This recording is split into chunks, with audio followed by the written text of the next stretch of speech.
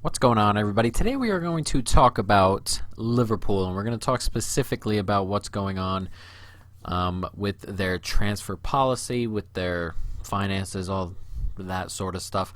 As we move into the new window, as the new season's just ended, of course, crowned champions of the Premier League, but a window of uncertainty, really. Obviously, uncertainty for a variety of different clubs, plenty of clubs after what's been going on, of course, in the last couple of months. But Liverpool specifically have come under a little bit of scrutiny from their fans, of course, and some other pundits and things like that for what they already see as a lack of spending. They're going to go through this window most likely only spending money on what I assume would be a Lovren replacement. As a Liverpool fan, it would stun pretty much everyone, I think, if they didn't buy another center back, even if it's not a center back that costs £50 million, just a center back to come in and play fourth choice. Gomez, Van Dijk, Matip, I believe, are the center backs they are comfortable with. Though Matip is a bit injury prone. Lovren was as well a little bit, but we cannot go into the new year with just Gomez, Van Dijk, and an injury prone Matip. There'd be no way you're getting through the season using that formula. There's just no way. You're not going to, especially fighting on all fronts. And I know Klopp likes to rotate in the cups and things like that, but even if you're just going for the Champions League and the league, there's no way. There's no way you're getting through the season that way. So I fully expect a center back to come in. A lot of people have been talking about a left back. I would also like a left back, though I personally think that the left back and the center back are going to be the same player in terms of a center back who can play out wide when he needs to. I actually think that'll end up being the same player. We'll obviously see as we go. But I personally do not expect another signing. I mean, I would love someone who could play up front, who could come in when any of the front three are not needed. There are plenty of players, I think, who can fill that role. Players for teams who have just been relegated. Even, obviously, there's plenty of talent that's just gone down. Ismail Assar is a good option. Cantwell's a pretty decent option as well. But there are plenty of players who are gone down and will come straight back up.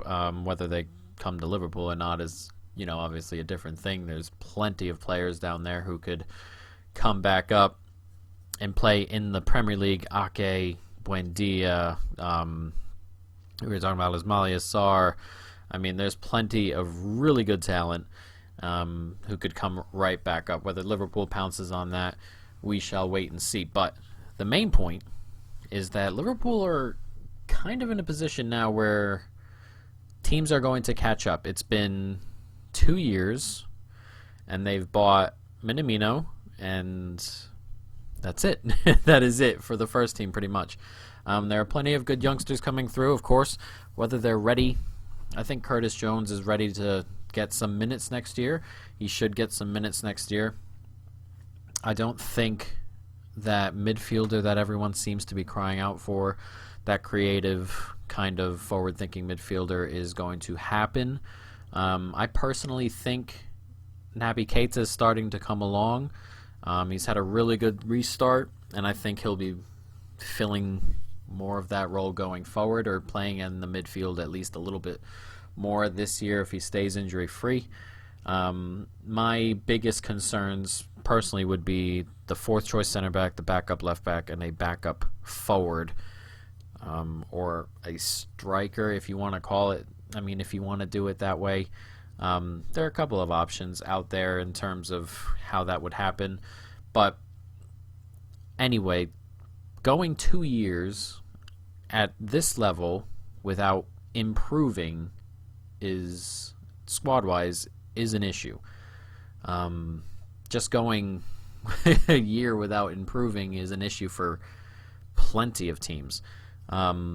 Big teams that stay stagnant tend to fall back into the pack, especially if you're way ahead of everybody. Liverpool had a way ahead of everybody type of year. Finished 18 points ahead of Manchester City. Were knocked out of the Champions League by Atletico Madrid, though, on goalkeeper mistakes.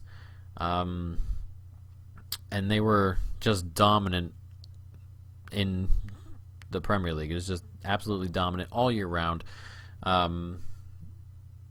But then to go and not improve means other teams are going to catch up. And there's only so much improving you can do with the squad. Klopp has obviously done wonders since, and the team's been getting better and better and better. But eventually everyone is going to hit their peak. The forward three are going to be 28, 29, most of them.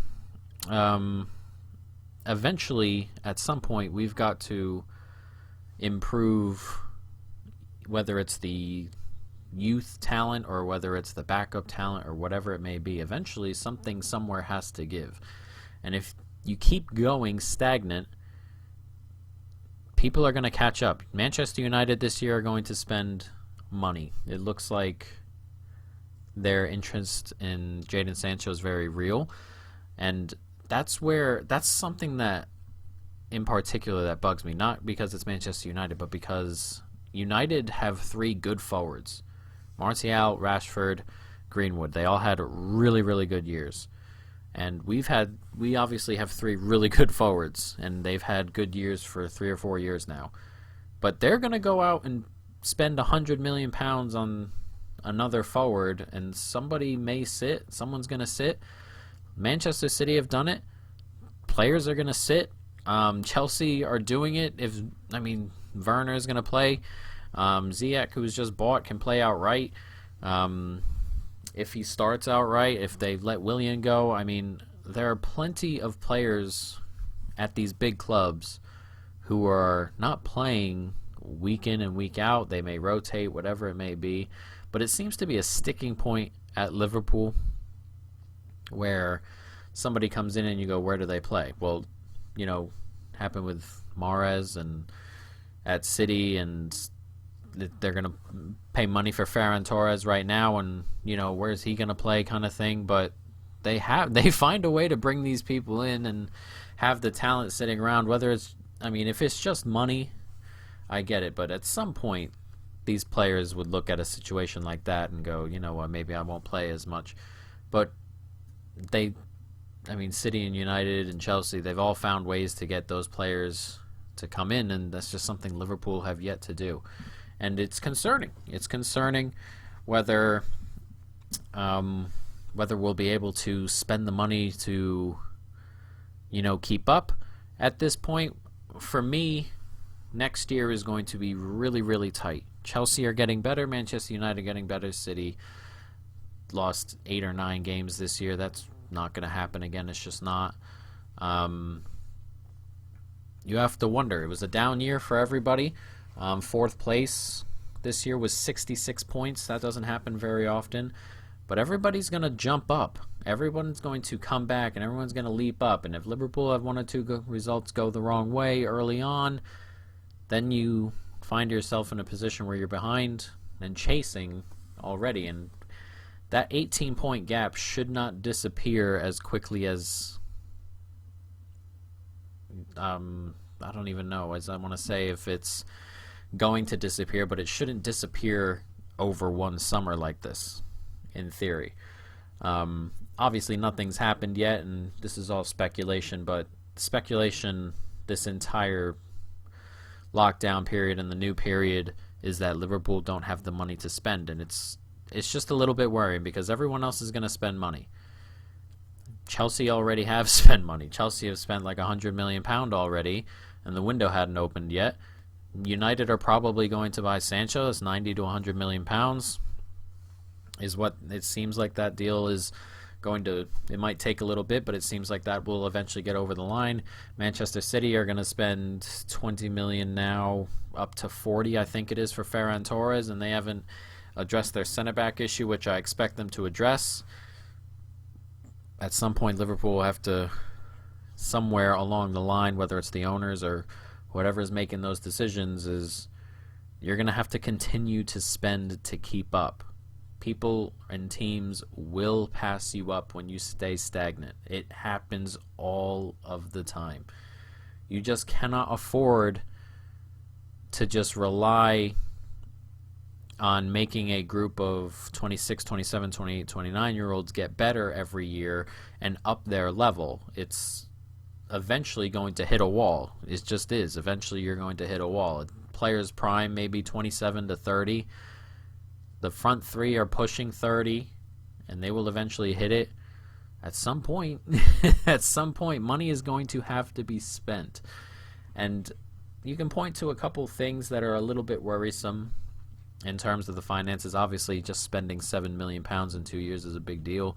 A lot of the buys, a lot of people contribute to Coutinho being sold for 140-ish million. A lot of money spent that year was quote-unquote Coutinho money, and we never went over it. Liverpool have a habit of not going way over budget and not spending like net £100 million a year. But if there's no money, they're going to be caught really quickly. That everything you've worked for is nice. Obviously, winning the Premier League and the Champions League is great. But obviously, when you get to a point like this, you would think your goal would be to keep at this point. You don't want to stagnate and fall back. You'd like to continue to challenge for trophies and things consistently every year, year on year, challenging for the big players, that sort of thing. So it's a little bit worrisome.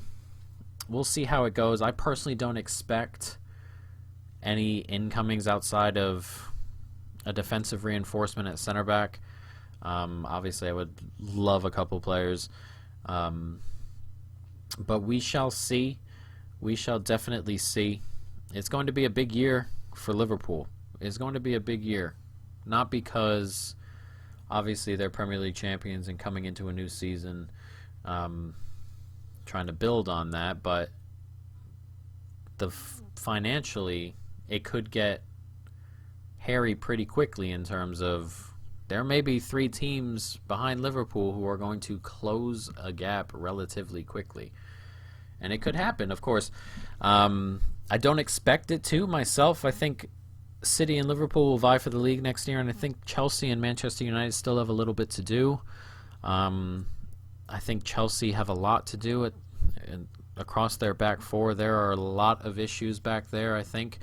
But then again, they've spent £100 million already. Are they going to spend more? They may bring Kai Havertz in. They may end up spending close to £200 million, and that's a lot of money, and that gap seems just a little bit smaller between Liverpool and Chelsea, and the games haven't even been played yet in the new year. So it is what it is. Let me know what you guys think about this situation. I think it's a little bit worrisome at the moment, but I'm not panicking or anything.